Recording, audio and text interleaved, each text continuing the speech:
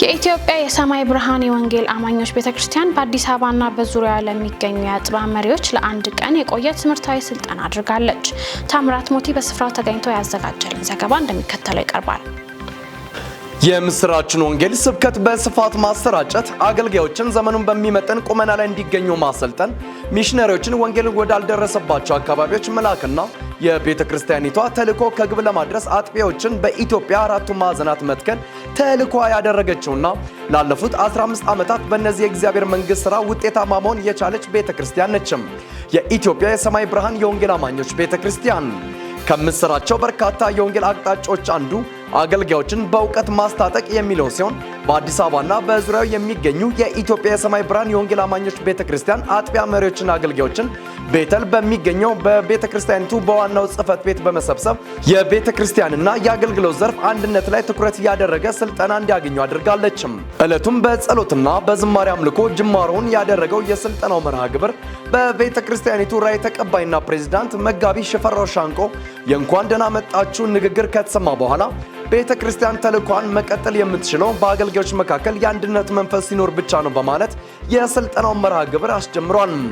ስልጠናውን የሰጡት ዶክተር ግርማ ሰለሞን ሲሆኑ ለቤተ ክርስቲያን የአንድነት መንፈስ ወሳኝ ነው።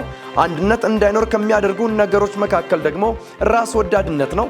ከራስ ወዳድነት ወጥተን ህብረትንና ቤተ ክርስቲያንን ከሚበትኑ ነገሮች ራሳችን ልንጠብቅ ይገባልም ሲሉ ተደምጠዋል። ፓስተር ሽፈራው ሻንቆ ከቤተ ክርስቲያኒቱ መንፈሳዊ እንቅስቃሴ አንጻር የፕሮግራሙን መዘጋጀት ዓላማ እንዲህ ብለዋል። የዚህ ዓላማ አንድነትን ቤተ ክርስቲያንን በአንድነት እንዴት እናስቀጥላት፣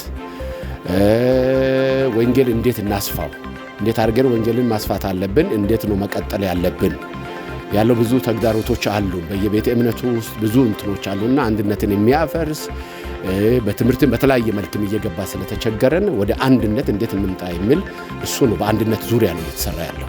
በዕለቱም የተገኙ መሪ አገልጋዮች በሰለጠኑት ትምህርት ላይ ውይይት ካደረጉም በኋላ የበልጥ ትውልድንና ቤተ ክርስቲያንን በአንድነት መንፈስና ልብ ለማገልገል ቃል ገብተዋል።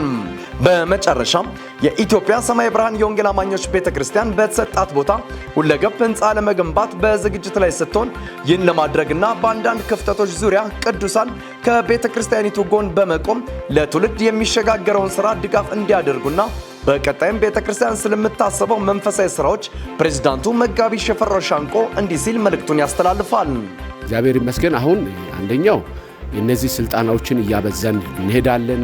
ትምህርትም ጌታ ረድቶን ኢትዮጵያ ሰማይ ብርሃን ዓለም አቀፍ መጽሐፍ ቅዱስ ኮሌጅ ኦሬዲ በግንቦት አካባቢ እንጀምራለን። አንዱ እሱ ነው። ሁለተኛው እንደዚህ ማዕከል እያመጣን እያሰለጠነን ወንጌል እንዲሰራ እንፈልጋለን። በ25ኛው ዓመታችን ስናከብር ኦልሞስት ወደ 350 አጥቢያ ይዘን እናከብራለን ብለን እናስባለን። አንድ 10 ዓመት ይቀረናል።